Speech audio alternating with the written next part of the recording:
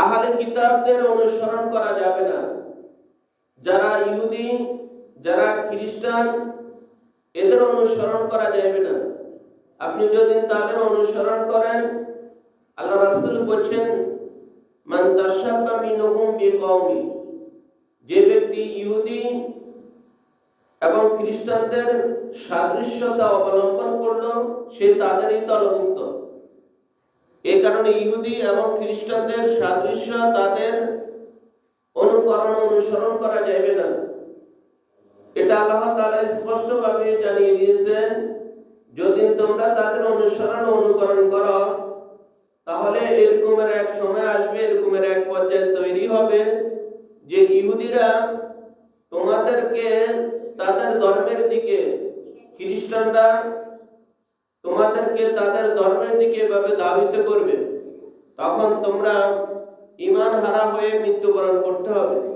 এজন্য আল্লাহ তাআলা এই আয়াতের মাধ্যমে জানিয়ে দিয়েছেন যে ইহুদি তথা আহলে কিতাবদারি যারা রয়েছে, এদেরকে অনুসরণ করা যাবে না। আল্লাহ তাআলা সেই কথাই বলতেছেন, ইয়া আইয়ুহাল্লাযীনা আমানু,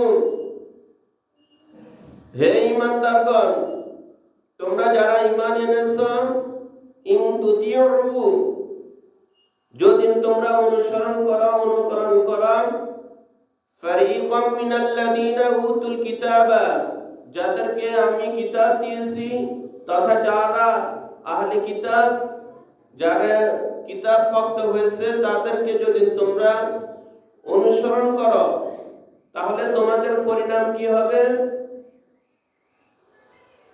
ইয়ারুদ্দুকুম বা'দা ঈমানিকুম কাফিরিন, তাহলে তারা তোমাদেরকে ঈমান আনার পরে আবার কুফরির মধ্যে তোমাদেরকে ফিরিয়ে নেবে। এই কারণে আল্লাহ তাআলা সতর্ক করে দিয়েছেন মুসলমানদেরকে, যে মুসলমান যাতে কোনো অবস্থাতে কোনো ইহুদি অথবা খ্রিস্টানের অনুসরণ না করে। যদি অনুসরণ করে, তার পরিণামটা কি হবে? আল্লাহ তাআলা স্পষ্টভাবে বলে দিয়েছেন, ইয়ারুদ্দুকুম, তোমাদেরকে ফিরিয়ে নেবে, বা'দা ঈমানিকুম, তোমরা ঈমান আনার পরে, কাফিরিন, কুফরের দিকে। মানে তোমরা ঈমান আনার পর যদি তোমরা ইহুদি, যদি তোমরা খ্রিস্টানদের অনুসরণ করো, তাহলে তারা তোমাদেরকে আবার ওই কাফের ইহুদি বানিয়ে ছাড়বে, আবার তোমাদেরকে খ্রিস্টান বানিয়ে ছাড়বে। এজন্য কোন ইহুদি অথবা কোন খ্রিস্টানের সাদৃশ্য অবলম্বন করা যাবে না, তাদের অনুকরণ করা যাবে না। কিন্তু দুঃখের বিষয় হচ্ছে, আজকে আমরা মুসলমানরা যে মুসলমানদের যে কৃষ্টি কালচার আছে, সেগুলোর প্রতি আমরা খেয়াল না করে আমরা এই হিন্দুরা, বিশেষ করে আমাদের পার্শ্ববর্তী রাষ্ট্র ভারত, কোন নায়কে কোন জামা পড়েছে, কোন নায়িকা কোন ধরনের ড্রেস পড়েছে, এই সমস্ত এগুলো আমাদের ভিতরে আলোচনা হয়। এবং ইতিপূর্বে দেখা গেছে বিভিন্ন ঈদের সময় ওই ভারতীয় যে সমস্ত নায়ক নায়িকা আছে, তাদের কে কোন ড্রেস পড়ছে, একবার এক দেশের এক রকমের নাম দেয়, এবং আমাদের দেশের ছেলে মেয়েরা সেগুলো কেনার জন্য পেরেশান হয়ে যায়। এই কারণে ড্রেস, এই ইহুদিদের অথবা হিন্দু খ্রিস্টান যাদেরকে বলেন, তাদের যে নিজস্ব যে ড্রেস আছে, ওই ড্রেস আপনি কখনো পড়তে পারবেন না। যেমন হিন্দুরা যে ধুতি পড়ে, এই ধুতি পরে আপনি কিন্তু নামাজ পড়লে আপনার নামাজটা ঠিক হবে না। কারণ তারা ধুতি পরে আবার এটারে গোছের মতন দেন। মানে আপনি যদি তাদের মতন এভাবে সাদৃশ্য অবলম্বন করে এভাবে ইবাদত করেন, তাহলে আপনি গুনাহগার হবেন। এই কারণে ইহুদিরা, খ্রিস্টানরা তাদের ভিতরে যে সমস্ত মূল সভ্যতা তাদের ভিতরে লালন করে, ওই মূল সভ্যতাগুলো কোন মুসলমান, প্রকৃত কোন মুসলমান সেগুলো নিজের ভিতরে লালন করতে পারবে না। এই জন্য আল্লাহ তাআলা এই আয়াতের মাধ্যমে স্পষ্টভাবে জানিয়ে দিয়েছেন, ইয়া আইয়ুহাল্লাযীনা আমানু, হে ঈমানদারগণ, তোমরা যারা ঈমান এনেছো, ইন তুতিউ, যদি তোমরা অনুসরণ করো, ফারিকাম মিনাল্লাযীনা উতুল কিতাবা, আহলে কিতাবদেরকে, যাদেরকে আমি কিতাব দিয়েছি, তাদের যদি তোমরা অনুসরণ করো, ইয়ারুতুকুম বা'দা ঈমানিকুম কাফিরিন, তাহলে ঈমান আনার পরে তারা তোমাদেরকে অবশ্যই আবার কাফের বানিয়ে দিবে। অতএব তোমরা কোনো ইহুদি, কোনো খ্রিস্টান, হিন্দু, বৌদ্ধ এদের অনুকরণ করা যাবে না।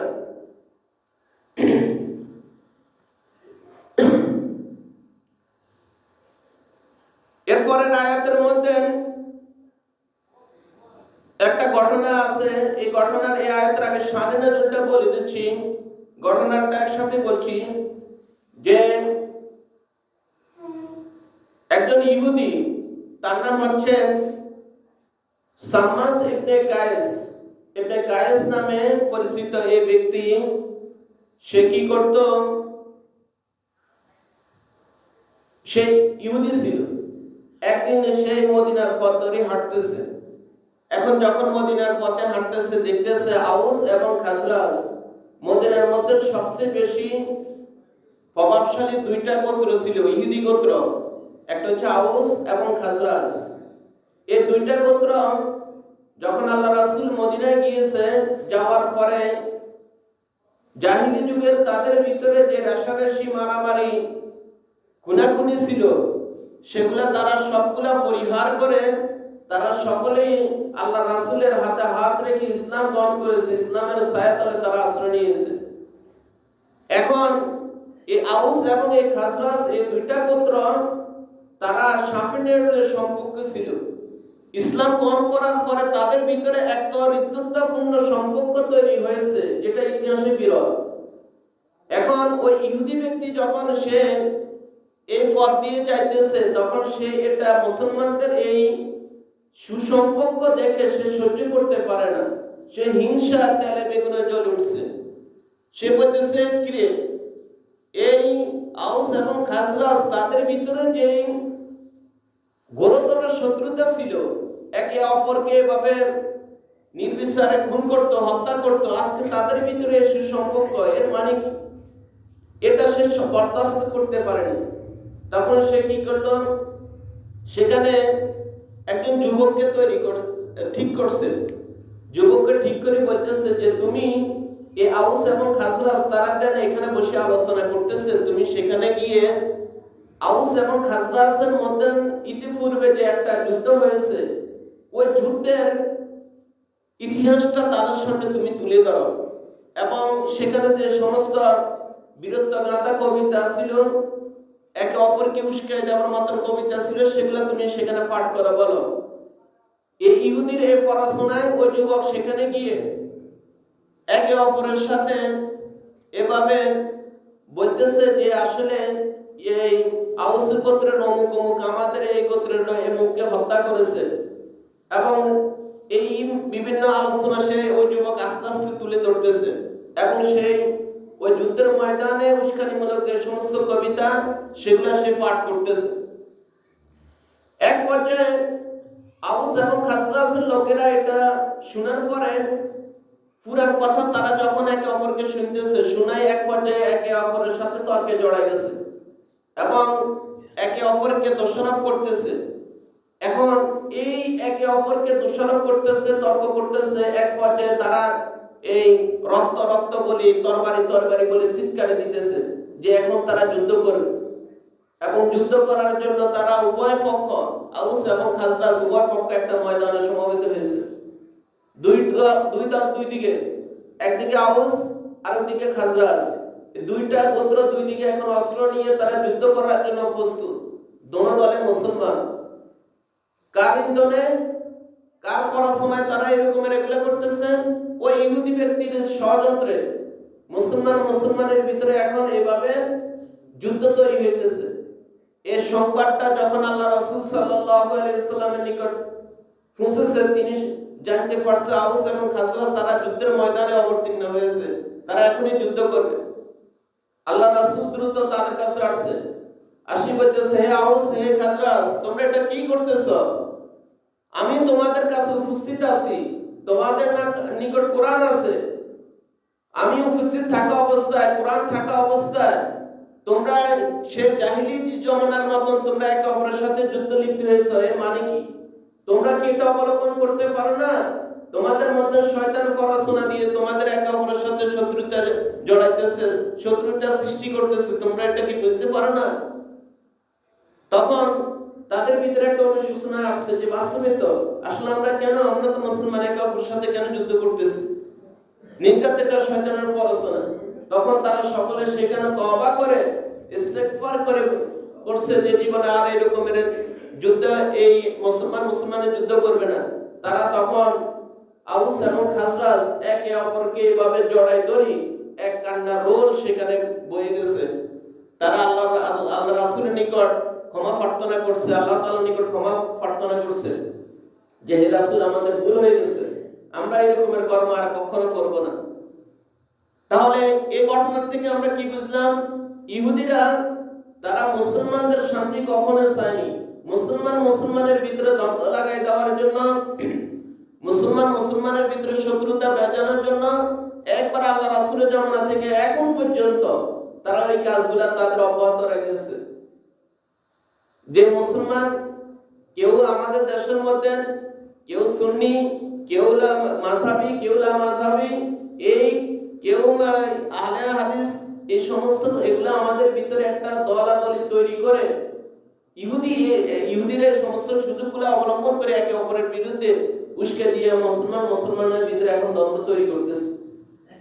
এই সমস্ত এগুলা থেকে আমাদেরকে অবশ্যই দূরে থাকতে হবে। সেই কথাটাই আল্লাহ তাআলা বলতেছেন, ওয়া কাইফা তাকফুরুনা, কিভাবে তোমরা অস্বীকার করতেছো, ওয়া আনতুম তুতলা আলাইকুম আয়াতুল্লাহি, অথচ তোমরা সকলে আল্লাহ তাআলার আয়াত তেলাওয়াত করো, আল্লাহ তাআলার আয়াত পড়ো। আল্লাহ তাআলার আয়াত পড়া অবস্থায়, তোমরা মুসলমান অবস্থায় জানি শুনি বুঝি তোমরা কিভাবে এভাবে অস্বীকার করতেছো আল্লাহ তাআলার আয়াতকে। ওয়া ফীকুম রাসূলুহু, অথচ তোমাদের নিকট রাসূল আছে।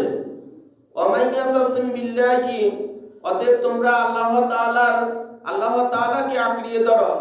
যদি তোমরা এভাবে সঠিক পথে থাকো, আল্লাহ তাআলাকে আঁকড়িয়ে ধরতে পারো, ফাকাদ হুদিয়া ইলা সিরাতিন মুস্তাকিম, তাহলে তোমরা সরল সঠিক পথে পরিচালিত হইতে পারবে।